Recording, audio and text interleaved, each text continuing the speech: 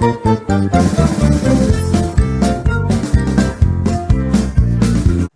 to Wandering Disney Parks. We're going to talk about transportation, especially if you're disabled, or just transportation at Disney on the whole.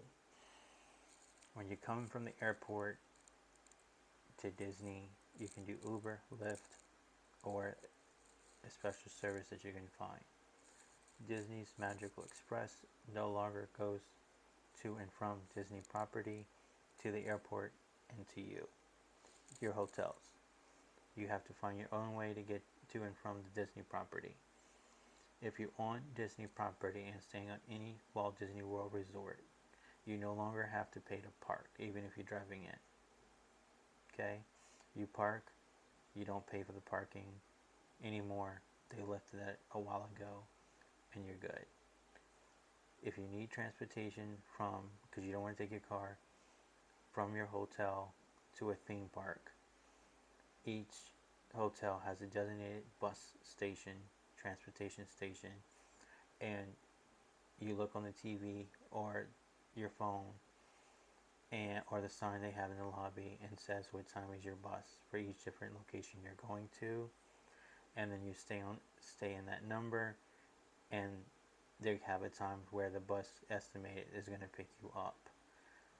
If you are disabled, wheelchair, ECV, electric wheelchair, manual wheelchair, it's you plus one guest, not you and 50 million, because you're all riding on the same bus. It's just you're going to be in a certain area in the bus, on the bus, and your family is going to be around.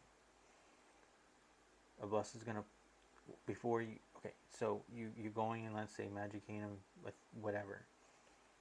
There is a designated area for disabled wheelchair accommodations. You stand right there plus one person just in case if they need your help. The bus is going to pull up. They're going to let everyone off. They're going to close the front thing and say, hold on, I got to handle the wheelchairs. The flap comes down. They help you get on. They lock you in. They do what they have to do. Usually 2 wheelchairs at a time. If there's more, you gotta wait for the next ride. Just make sure that the people that you're with, they know that, hey, you're not getting on that bus. You have to wait for the next one. Other than that, you're on the bus, you're off the bus, and each location at each theme park will have the number of the hotel that you're at. You return at that number. When you get off, you make sure you know the number, and then when you're ready to come back to the hotel, you go to that one. Now, let's say you want to park hop and you don't have a car because you're on vacation. What you're going to do is, at the bus station where all the hotels are, there's also designated theme park buses, transportation. Magic Kingdom, Epcot, Hollywood Studios, Animal Kingdom, Disney Springs. You get on that bus, you go to that location. When you're at those locations, theme park or Disney Springs, you get on the bus to go back to your hotel. So when you're ready to go back to your hotel, at each location, you find the number on the little billboard, and then they tell you about transportation, which bus what number you need to be on. Now, here's complications. If you have a hotel reservation dining and you can't take your car, you don't want to use the minivan, you don't want to use the Uber or the Lyft, you have to use the transportation from Disney. This is where it's going to be difficult. Wherever you are, let's say you're at a hotel and you need to go to another hotel, you have to get on a bus that brings you to either one of the theme parks, water parks, or Disney Springs. Once you get to these locations, you got to turn around and go back on the bus that brings you to that hotel. So once you're at that hotel, you enjoy the dining reservation, you go back to Disney Springs or one of the theme parks or the 2 water parks. and then you get to that location, then you take that step. Once you step off that bus, you got to get in line for the bus that brings you to the hotel that you're staying at. There's no shuttles in between resorts. This is how you have to do it if you don't have a car. A lot of people don't do these reservations because, as you can say, it's very difficult. Now, it's even more difficult when you have a 10 o'clock reservation and it takes till midnight, vice versa. Now you have to find what theme park is closed at that time to take that bus to get to that location.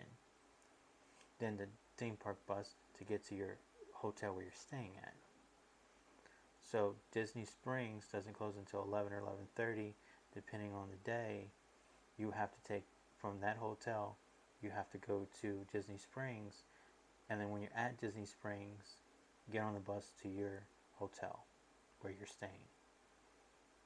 Because no other bus, let's say Epcot closes at 9, Animal Kingdom closes at 8, Hollywood Studios closes at 9, Magic Kingdom may stay open until 10 or 11.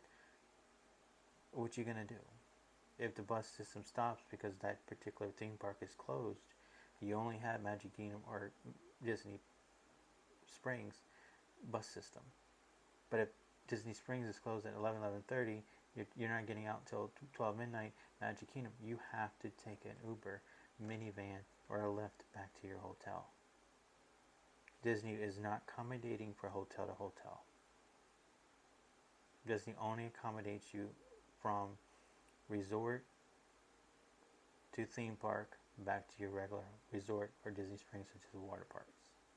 And they do not accommodate you from airport to property to airport. They no longer do that. So please note, if you have a hotel reservation for dining like Hoop to Do Review, Snow White Dining, stuff like that, that you give yourself at least 2 hours to get from your location to the hotel location, and you bus hop.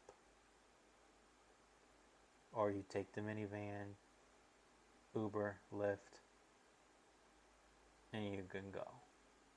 You cannot walk from hotel to hotel. You can't walk off property and on the property. You can't do that.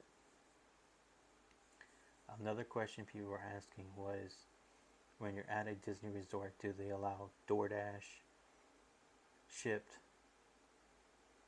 whatever these grocery companies are that deliver, Amazon? The answer is yes. You have to get with the cast member that's at the hotel lobby, and you have to ask them, hey, what company delivers here? They'll tell you based on what you think you need to do and what they can accommodate you with.